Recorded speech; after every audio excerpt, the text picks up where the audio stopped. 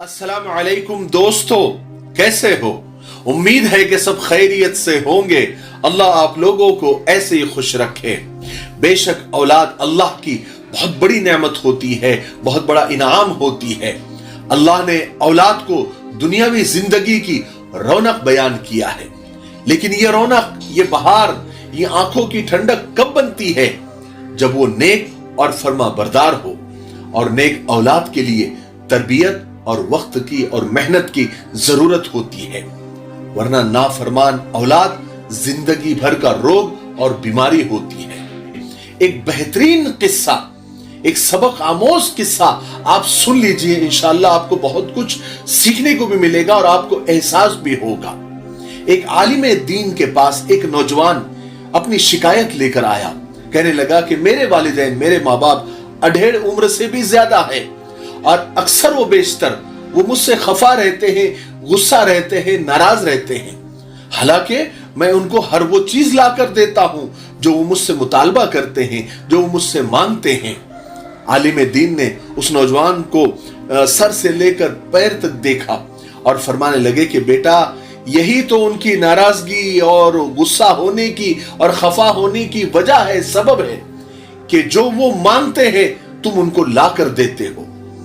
नौजवान हैरान हो गया, कहने लगा कि मैं आपकी बात समझा नहीं, थोड़ी वजाहत से, थोड़ा तफसील और डिटेल में बताइए, क्या कहना चाहते हैं आप? आलिम दीन फरमाने लगे, बेटा कभी तुमने गौर किया है, जब तुम दुनिया में नहीं आए थे तो तुम्हारे आने से पहले ही तुम्हारे माँ बाप ने तुम्हारे लिए हर चीज तैयार कर रखी थी।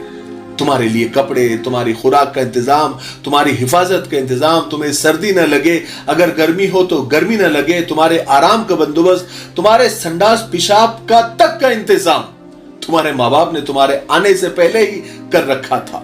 क्या तुम्हारे वालिदैन ने कभी स्कूल के बारे में तुमसे पूछा कि तुमको स्कूल में दाखिल कराए या नहीं?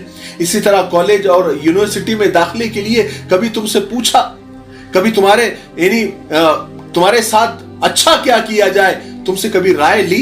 बल्कि तुम्हारे बेहतर मुस्तकबिल के लिए और ब्राइट फ्यूचर के लिए वो हमेशा जो उनसे अच्छा हो सकता था तुम्हारे से बिना पूछे ही उन्होंने सारा इंतजाम करके रख दिया होगा।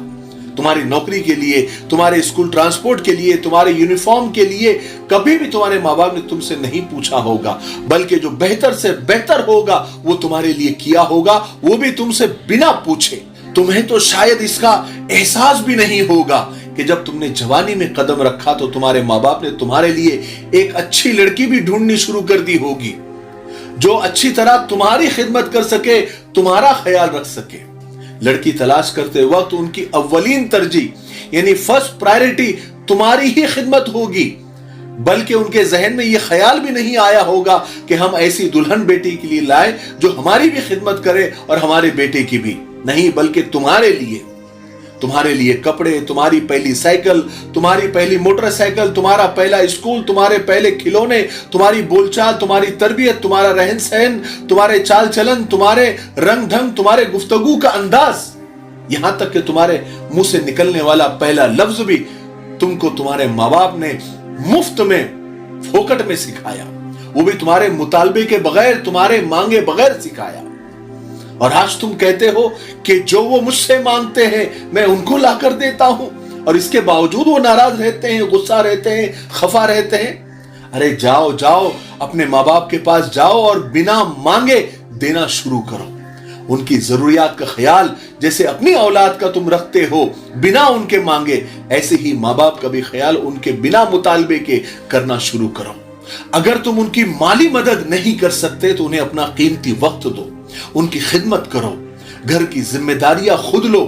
जैसे अपने बच्चों के बाप बने हो ऐसे ही अपने माँ बाप की नेक औलाद बनो। उनको बिन मांगे देना शुरू करो। अपने आप को इस काबिल बना लो कि तुमसे मांगने की और मुतालबे की जरूरत तुम्हारे माँ बाप को न पड़े, उनको कभी तुम्हारी कमी महसूस ना हो। कम से कम अपना इतना वक्त उनको दिया करो, उनसे मसाइल पूछो, उनसे डिस्कस करो, उनसे बात करो।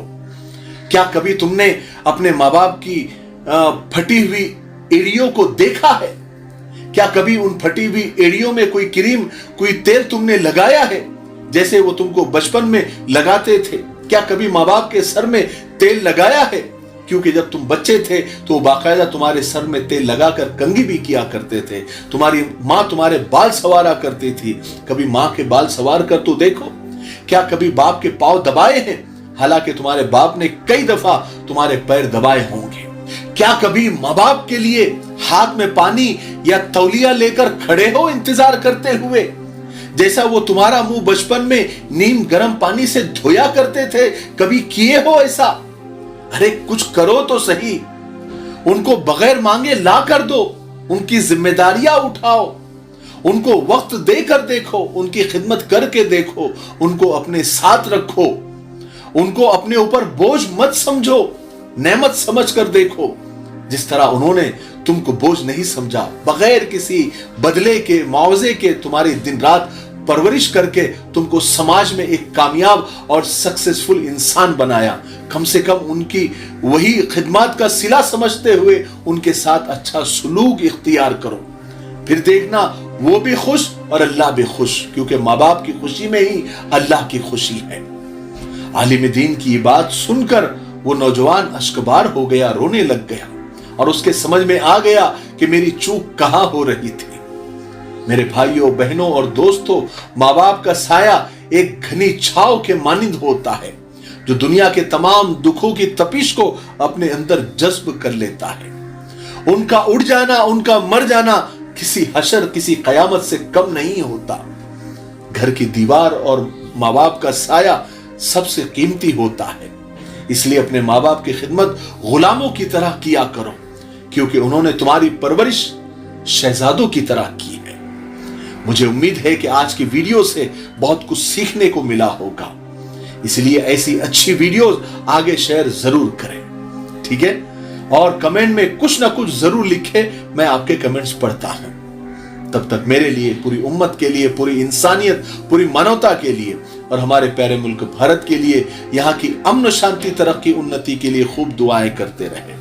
अस्सलाम वालेकुम व रहमतुल्लाहि व बरकातहू।